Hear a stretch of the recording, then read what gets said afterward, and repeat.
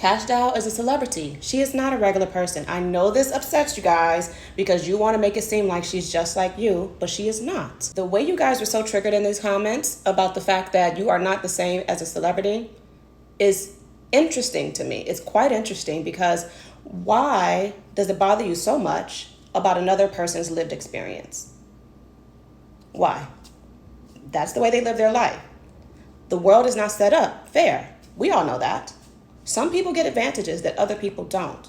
I'm not saying it's right, but I'm saying it is what it is. It doesn't mean they're better than anyone or need to be put on a pedestal. You guys are conflating the issue. But celebrities do operate from a business perspective. So there were so many comments in my video saying Cash Doll was not wrong in the nail saga. So we're going to go through some of the comments so I can explain how it all works, and not even just in the world of celebrity, but just in the world of business. This is tea, by the way, and it's so good. One of the main comments was, if I do a job, I expect to be paid the same day. Oh, do you? So you're telling me when you go and clock into your job, you get paid every single day when you go home? Or do you wait 2 weeks to get your check?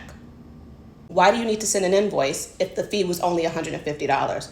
It quite literally does not matter how much the service costs. An invoice must be submitted. Not necessarily in this situation, but in the situation where the person is running their entity like a business, which most celebrities do. And the reason they run everything like a business is because everything is a tax write-off. Getting nails done, getting hair done, styling, getting clothes, your car, parts of where you live, everything is a tax write-off, and so they need to get invoiced to keep track of said taxes. And not only for the celebrity, this works for me as a stylist, you as a nail person, you as a hairstylist, makeup artist. You guys should be running your company as a business. Nothing, and I mean nothing, needs to come through your company without being tracked. And you're gonna do this, again, for tax reasons. You as a business owner, me as a stylist, I run my company as a business.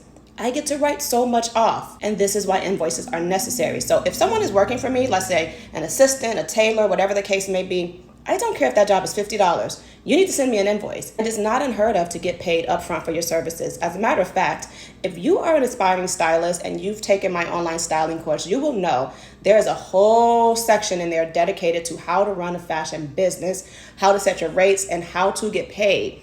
And if you do charge someone up front, you do have more leverage because you don't have to wait for invoices. But that is usually a rarity and not typically how this industry goes. And that's the main reason I have a whole section called Fashion Finances, so you can understand the business of running your fashion empire as a stylist, not a service provider. That's the next comment that I kept getting. Well, she's a service provider. She's a service provider. Okay. And I'm not talking about this young lady because that was her first time dealing with celebrities, but I'm talking about in general across the board if you want to work in the celebrity space. If you continue to run your business as a service provider, you're just going to be running in circles your whole time. You have to shift from service provider to business owner.